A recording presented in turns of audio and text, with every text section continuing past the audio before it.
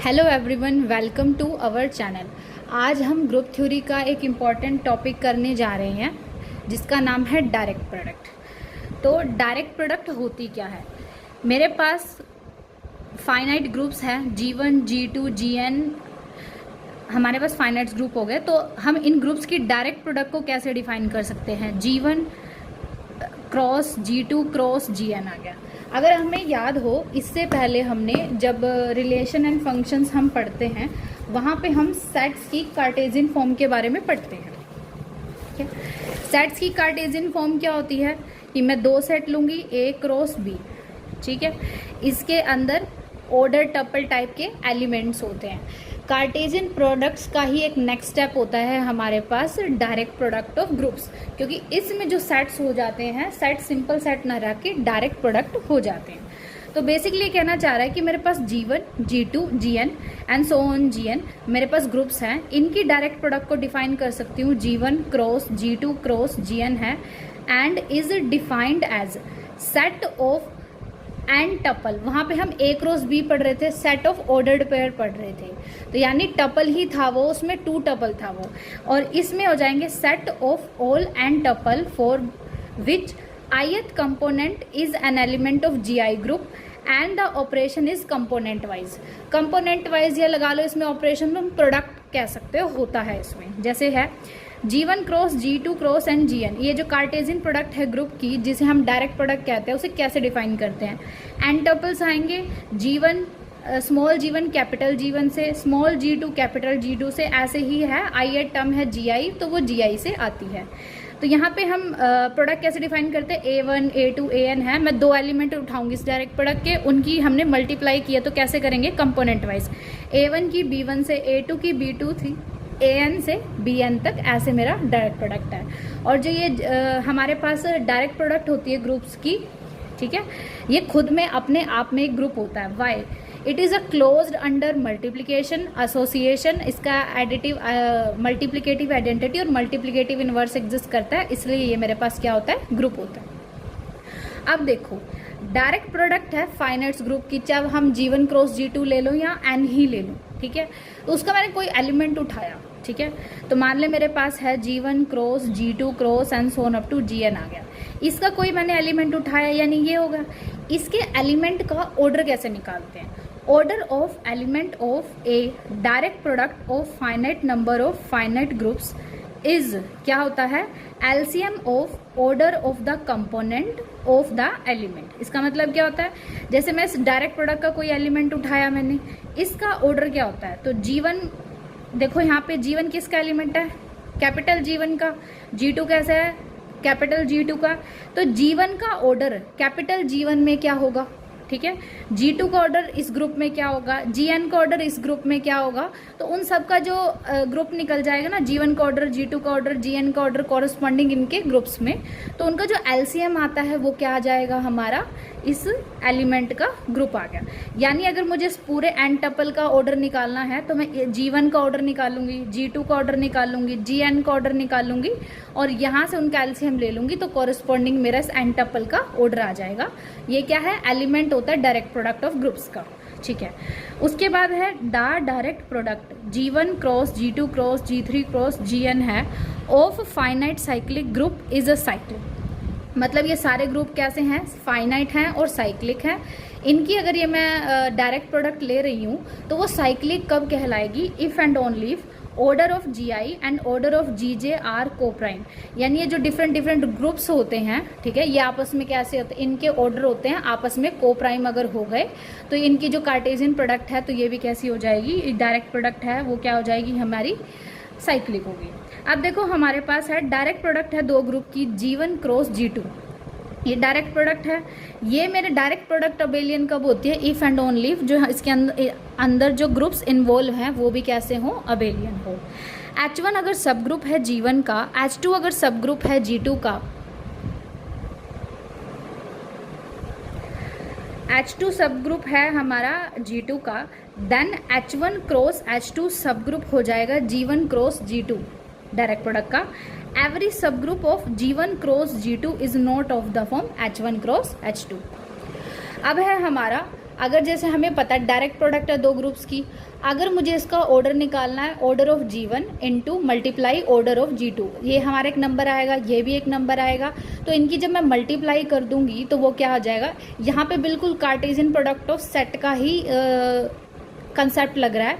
G1 cross G2 का order होता है order of G1 multiply order of G1। उसके बाद है two finite groups are isomorphic if and only if they are of same order and have same OD table. Same OD table का मतलब क्या होता है, दो ग्रुप हैं आपस में आइसोमॉर्फिक कब होते हैं, एक तो उन दोनों ग्रुप का ऑर्डर सेम होना चाहिए, इफ एंड ओनली इफ की कंडीशन है। दूसरा है इनमें ओडी टेबल का मतलब होता है ऑर्डर टेबल, यानी हर एलिमेंट का हम क्या निकाल लेंगे, ऑर्डर निकाल लेंगे, G1 का भी और G2 का भी। अगर उनकी ओडी टेबल सेम हो गई ना हमारी, तो मतलब तो ओडी टेबल सेम होगी तो हमने निकाला वो आइडेंटिकल हो जाती है, बिल्कुल सेम हो गई ओडी टेबल, तो दोनों ग्रुप ऐसे आइसोमॉर्फिक हो जाएंगे।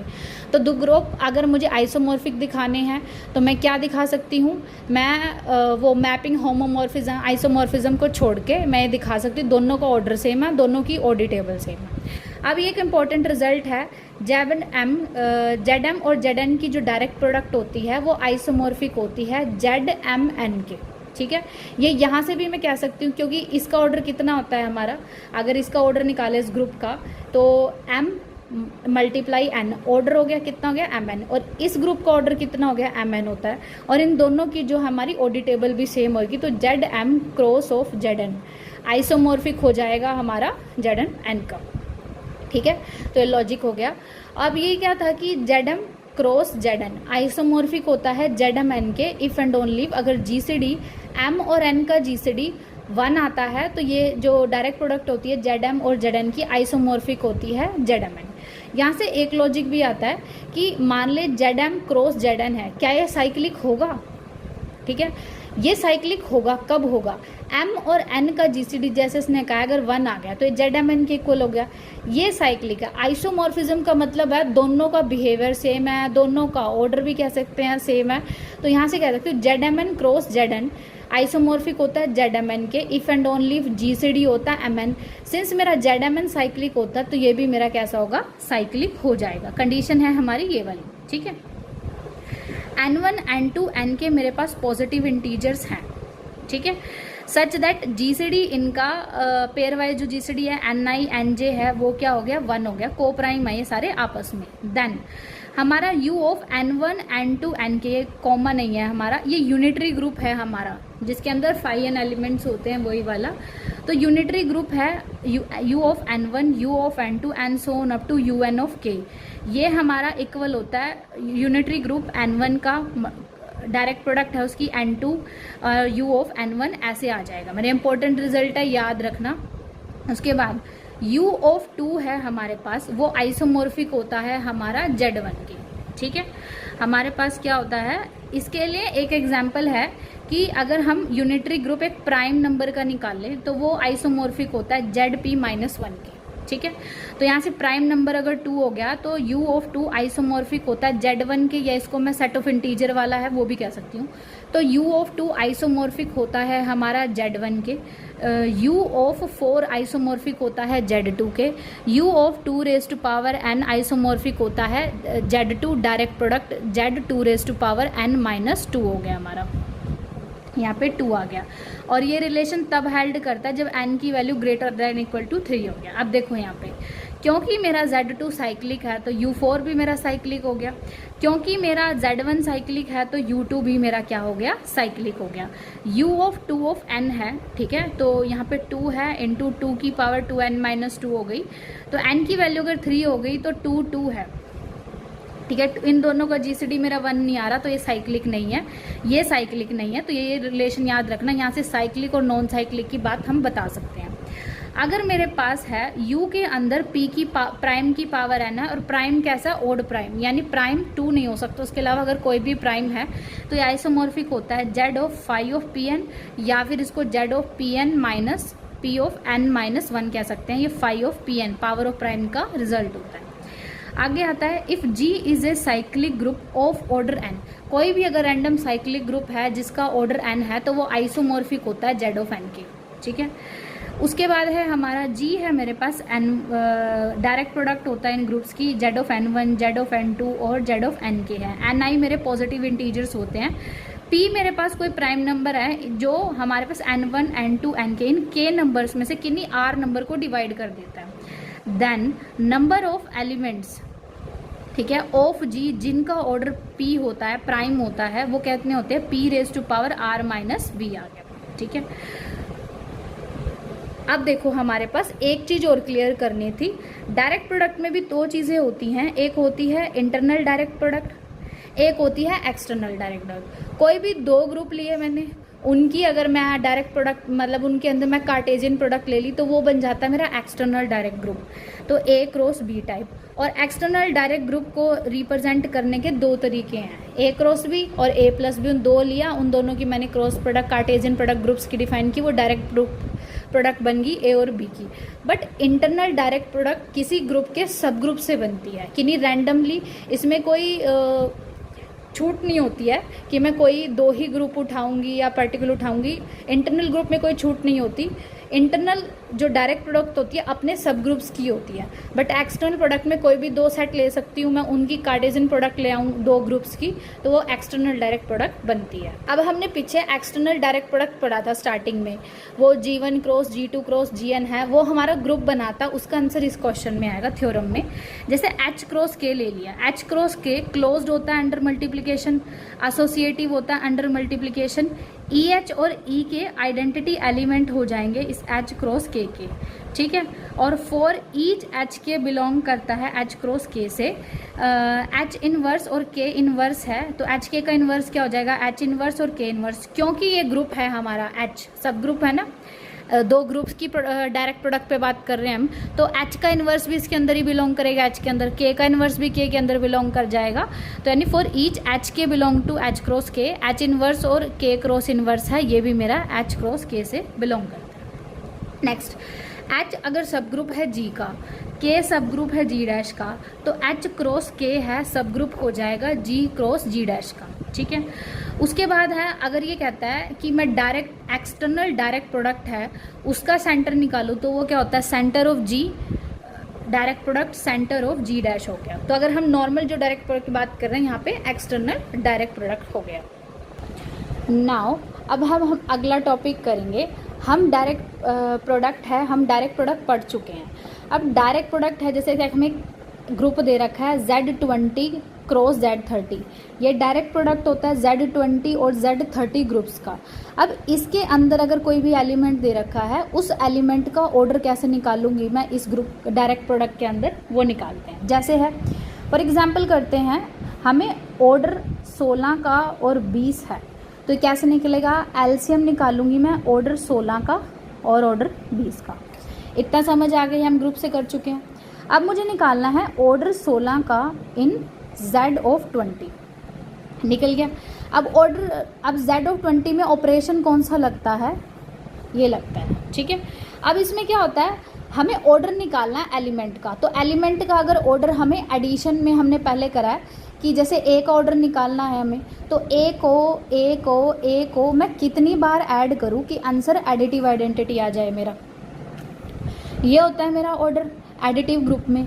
अब देखो हमारे पास Z20 है, Z20 कैसा ग्रुप होता है, 0 1 2 3, इसके अंदर ये सारे एलिमेंट्स होते हैं। अब इसका ऑर्डर कह रहा है 16 का, यानी 16 है, 16 में 20 ऐड कर दिया, 16 में 20 ऐड कर दिया, फिर 16 में 20 ऐड कर दिया, and so on up to कितनी बार ये हम 16 ऐड करें कि इसका आंसर क्या आ जाएगा हमारा एडिटिव आइडेंटिटी,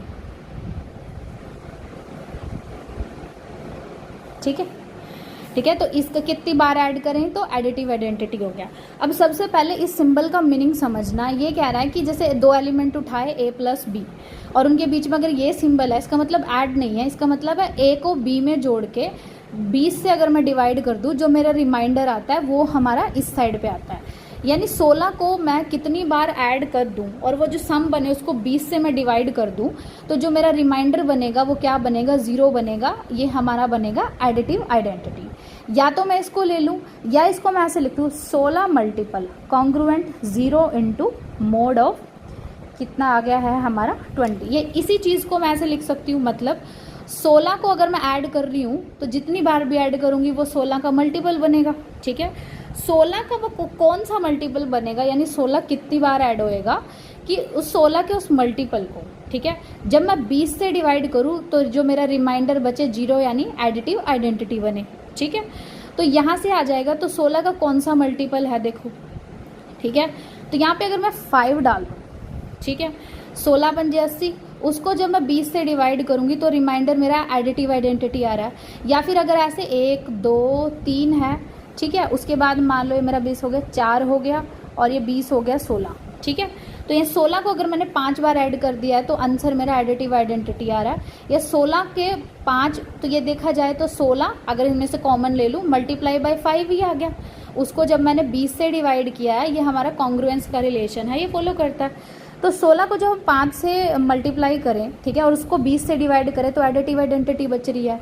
तो जो ऑर्डर आएगा 16 का कितना आ जाएगा, मेरा 5 आ जाएगा। ऐसे ही अगर मुझे ऑर्डर निकालना है किसका, 20 का निकालना है हमें 30 में। ठीक है, तो 20 का वो को कितनी बार ऐड करूं वो नंबर यहाँ पे आएगा, सच दैट कि उसको जब मैं 30 से डिवाइड करूँगी जो आंसर बचेगा वो मेरा एडिटिव आइडेंटिटी बचेगा। तो 20 का 1 पे क्या 20 डिवाइड होता है 30 से, नहीं, 20 दूनी 40 नहीं डिवाइड होता, 20 या 60 होता है 3। तो जो ऑर्डर आएगा हमारा 20 का वो कितना हो जाएगा, मेरा 3 हो जाएगा। तो इस हिसाब से अगर मुझे एलसीएम निकालना है, ऑर्डर है हमारा 16 का 5 है, 20 का 3 है, तो एलसीएम इंटू 5 आ गया। तो हमारा जो ऑर्डर निकल गया है हमारा 16 और 20 का, जी के अंदर हमारा जो ऑर्डर निकल गया वो क्या आ गया है हमारा 15। उसके बाद हम नेक्स्ट ग्रुप कर रहे हैं, हमारा ये है हमारा, ये डायरेक्ट प्रोडक्ट होता है D4 का और Z4 का। D4 क्या है, हमारा 4th डायहाइड्रल ग्रुप है एक स्क्वायर के लिए, और Z4 हमें पता ही है ये एक साइक्लिक ग्रुप होता है जो हमारा से जनरेट होता है। अब हमारे पास देखो D4 के अंदर एलिमेंट किस टाइप के होते हैं, A स्क्वायर, अगर किसी ने डायहाइड्रल ग्रुप पढ़ा है तो उसको ये ईजिली आ जाएगा। और दूसरा था हमारे पास AB A स्क्वायर B, और हमारे पास AQB हो गया।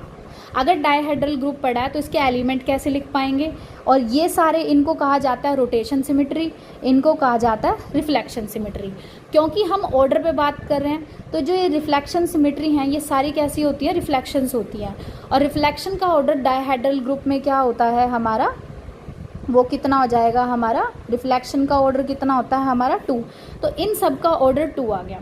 अब उसके बाद क्या करते हैं, D4 में अगर हम रोटेशन की बात करते हैं तो क्योंकि हमारा ये D4 है तो रोटेशन की पावर 4 हमारा आइडेंटिटी होता है। ये भी डायहाइड्रल ग्रुप का एक रिलेशन होता है। ठीक है, अगर मैं इसको देखूं तो यहाँ से मैं कह सकती हूँ ऑर्डर है जो A का वो क्या हो गया है 4 है। अब इसी की साइड अगर मैं स्क्वायर ले लूँ, A का स्क्वायर ले लिया है हमने, E का स्क्वायर कितना हो गया, E हो गया। इसको अगर मैं चेंज कर दूँ ऐसे, E आ गया, तो ऑर्डर A स्क्वायर का 4 हो गया। यानी यहाँ से जो मैं A का ऑर्डर निकाल पाऊंगी, A स्क्वायर का भी वही होगा, A क्यूब का भी वही होगा, और E का ऑर्डर तो हमारा 1 ही है हमारा। तो बेसिकली यहाँ पे एक ऑर्डर A के, ऑर्डर 4 के और ऑर्डर 2 के एलिमेंट आ जाएंगे हमारे पास। ठीक है, अब मुझे निकालना है, ऑर्डर निकालना है R, 2 का। R यहाँ पे रोटेशन दे रखा है। ठीक है, तो रोटेशन हमारा ये भी है, ये भी रोटेशन है और ये भी रोटेशन है। तो A है हमारा, R है, तो हमारा इसका ऑर्डर कितना हो गया 4, तो एलसीएम आ गया है 4। अब हम क्या करेंगे, 2 लेंगे हम। ठीक है, 2 का ऑर्डर Z4 में लेना है, तो 2 का ऑर्डर Z4 में क्या आएगा, तो 2 का यहाँ पे कौन सा मल्टीप्लाई करूँगी तो 0 है हमारा, 4 से डिवाइड करने पर एडिटिव आइडेंटिटी आए। तो यहाँ पे मैं 2 ले लूँ, 2 दूनी 4, 4 से डिवाइड करके रिमाइंडर 0 आ रहा है। तो यहाँ पे जो ऑर्डर है 2 का कितना आ गया है हमारा, 2 आ गया। तो ऑर्डर R और 2 का निकालना है तो एलसीएम 4 और 2 का निकालना है तो 4 है। R और 2 का डायरेक्ट प्रोडक्ट में जो ऑर्डर आएगा वो आ जाएगा 4। ठीक है, नेक्स्ट है हमारा जैसे U8 और D3 की डायरेक्ट प्रोडक्ट है। U8 के अंदर, इसके अंदर वो सारे एलिमेंट आते हैं जिनका GCD 8 के साथ 1 आता है। 1 आ गया, 3 आ गया, 5 आ गया, 7 आ गया, तो इसके अंदर 4 एलिमेंट आएंगे। ठीक है, अब इनका ऑर्डर निकालते हैं। इसके U8 में जो हमारा ऑपरेशन होता है U8, ये कहता है एक को कितनी बार, अगर मुझे एक का ऑर्डर निकालना है, मैं मल्टीप्लाई करती जाऊँ, फिर उसको 8 से डिवाइड कर दूँ, कि मेरा जो आंसर आएगा वो मल्टीप्लिकेटिव आइडेंटिटी आना चाहिए। अब है हमारा ग्रुप है, डायरेक्ट प्रोडक्ट है U8 का और D3 का। ठीक है, और जैसे यहाँ पे R है, R मेरा रोटेशन हो गया, तो D3 के केस में एलिमेंट होंगे A स्केयर, और यहाँ पे A स्केयर इंटू B।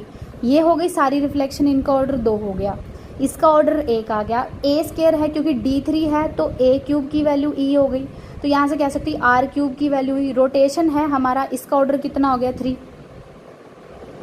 अब हम U8 की बात करते हैं। U8 के एलिमेंट निकाल लिए हमने, 1 3, उसके बाद 5, उसके बाद 7, ये 4 एलिमेंट आ गए हमारे पास। इसमें हमें क्या निकालना है, 3 का ऑर्डर निकालना है, 3 का। तो 3 को मैं कितनी बार मल्टीप्लाई कर दूं कि इसका आंसर क्या आएगा, आइडेंटिटी होता है। एडिशन में एडिटिव आइडेंटिटी, मल्टीप्लिकेशन में मल्टीप्लिकेटिव आइडेंटिटी, यानी 1 आ गई। 3 को मैं कितनी बार मल्टीप्लाई करूं, ठीक है, और फिर इसको 8 को डिवाइड करके मेरा रिमाइंडर क्या है, मल्टीप्लिकेटिव आइडेंटिटी आए, यानी 1 आए। तो मैं क्या करती हूँ, इसकी जगह 3 की ऐसी क्या पावर लूँ जो कॉन्ग्रुएंट होएगी, 1 मोड है हमारा 8 आ गया, क्योंकि ये वाली चीज़ हमारी ये यहाँ आएगी। ठीक है, तो यानी 3 की कितनी पावर, 3 को अगर मैं कई बार मल्टीप्लाई, 3 की पावर में जा रही है, तो 3 की पावर कौन सी लूँ सच दैट उसको मैं 8 से डिवाइड करूँ और रिमाइंडर मेरा मल्टीप्लिकेटिव आइडेंटिटी या 1 बने। ठीक है, n की वैल्यू 1 ले ली तो 2 8, 2 को डिवाइड नहीं करता। 2 पे अगर ले ली 9 - 1 है ना, 9 को 8 अगर 9 को डिवाइड करता तो रिमाइंडर 1 ही बचेगा। तो यहाँ पे n की वैल्यू 2 हो गई। ऑर्डर है जो 3 का ऑर्डर हमारा क्या हो गया, ग्रुप में है वो कितना हो गया, 2 हो गया। अब ये निकालना हमें ऑर्डर 3 और R का, एलसीएम निकालना है। ऑर्डर 3 का कितना है, 2, ऑर्डर R का कितना है, 3, तो इसका एलसीएम हो गया 6 आ गया। तो ऐसे हम क्या करते हैं, जो डायरेक्ट प्रोडक्ट होती है, स्पेशली एक्सटर्नल डायरेक्ट प्रोडक्ट, उसमें हम क्या निकालते हैं, एलिमेंट्स का ऑर्डर निकालते हैं। उसके बाद है नेक्स्ट है मेरा internal direct product. Internal direct product क्या कहती है, अब यहाँ पे वो एक्सटर्नल डायरेक्ट प्रोडक्ट से अलग है। यहाँ पे कंस्ट्रेन होता है कि जो हम क्रॉस प्रोडक्ट लेते हैं वो कैसी होती है। Let H and K normal subgroup हैं किसी ग्रुप G के, देन G को मैं इंटरनल डायरेक्ट प्रोडक्ट कहूँगी उसके 2 नॉर्मल सब ग्रुप्स H और K का, इफ़ G को मैं H इंटू K लिख सकूँ, और H और K में इंटरसेक्शन क्या होता है, सिर्फ आइडेंटिटी होता है। उसके बाद G अगर मेरे पास इंटरनल डायरेक्ट प्रोडक्ट है अपने n सब ग्रुप्स की, देन उन सारे सब ग्रुप्स में हमारे पास क्या है, सिर्फ आइडेंटिटी कॉमन आएगा, और G को हम इस प्रोडक्ट में भी लिख सकते हैं। तो ये रिलेशन करता है, अगर n सब ग्रुप्स ले लिए तो ये जो सारे सब ग्रुप्स होते हैं सिर्फ इनमें आइडेंटिटी एलिमेंट होता है। G अगर इंटरनल डायरेक्ट प्रोडक्ट है H एंड K का, तो G आइसोमॉर्फिक होता है H के। तो हमें पता है अगर हमारा G इंटरनल डायरेक्ट प्रोडक्ट है H और K का, तो G को मैं H K ले सकती हूँ। बट ये कहता है कि जब मेरी इंटरनल डायरेक्ट प्रोडक्ट हो जाता है तो G मेरा आइसोमॉर्फिक होता है H और K की एक्सटर्नल डायरेक्ट प्रोडक्ट क्या है। तो इंटरनल डायरेक्ट प्रोडक्ट और एक्सटर्नल डायरेक्ट प्रोडक्ट आइसोमॉर्फिक हो गए, या फिर कई बार आइसोमॉर्फिक ना लिख के हमारे पास क्या दे रखा होता है, हमें ये दे रखा होता है इक्वल का साइन। उसके बाद है H और K नॉर्मल सब ग्रुप हैं किसी ग्रुप G के, then G internal direct product होगा H और K का if each element of G can be uniquely expressed as a product of element of H और K। ये definition same है। H और K नॉर्मल सब ग्रुप हो गए G के, तो G internal direct product H का कि G के किसी भी एलिमेंट को H और K के एलिमेंट की प्रोडक्ट में यूनिकली एक्सप्रेस कर सकती हूँ, सेम प्रोसीजर है। उसके बाद है H और K अगर नॉर्मल सब ग्रुप हैं G के, सच दैट G को मैं एक्सटर्नल डायरेक्ट प्रोडक्ट में लिख सकती हूँ, देन G बाय जो H आइसोमॉर्फिक होता है हमारा K के, और G बाय K आइसोमॉर्फिक होता है H के। नेक्स्ट थ्योरम है मेरी, लेट G बी ए ग्रुप H और K सब ग्रुप हैं G के, सच दैट G को मैं H और K की प्रोडक्ट में लिख सकती हूँ, H इंटू के, ये एलिमेंट है एच के इंटू एच आ गया, ये small k as it is आएगा। For all H belong to K belong to H, और H इंटरसेक्शन जो E है वो मेरा क्या हो जाएगा, आइडेंटिटी है। Then G is internal direct product of H और K। G internal direct product होगा H और K का कब, G को मैं HK में लिखूं, पहले की तरह डेफिनेशन है, ये दूसरी वाली स्टेटमेंट भी दूसरे की तरह, बस ये नॉर्मल सब ग्रुप वाली हटा के HK और KH डाल दिया है, तो ये हमारा एज इट इज आ गया। उसके बाद है Q है, यानी सेट ऑफ रैशनल नंबर जो ग्रुप बनाता है अंडर एडिशन बाइनरी ऑपरेशन, वो कभी भी अपने सब ग्रुप की इंटरनल डायरेक्ट प्रोडक्ट नहीं होता प्रॉपर सब ग्रुप की। उसके बाद जो SN है permutation group, is never direct product of its proper सब ग्रुप, ये भी नहीं होता अपने प्रॉपर सब ग्रुप की डायरेक्ट प्रोडक्ट। Q8 है, ये क्वार्टेरियन ग्रुप होता है हमारा, जिसमें +-1 ± अयोटा +-j +-k वाले एलिमेंट्स आते हैं। Is not direct product of its proper सब ग्रुप एज नो प्रॉपर सब ग्रुप सेटिस्फाइड अ कंडीशन, यानी कि कोई दो प्रॉपर सब ग्रुप ये कंडीशन को फॉलो नहीं करते। आज के लिए इतना ही, थैंक यू वेरी मच।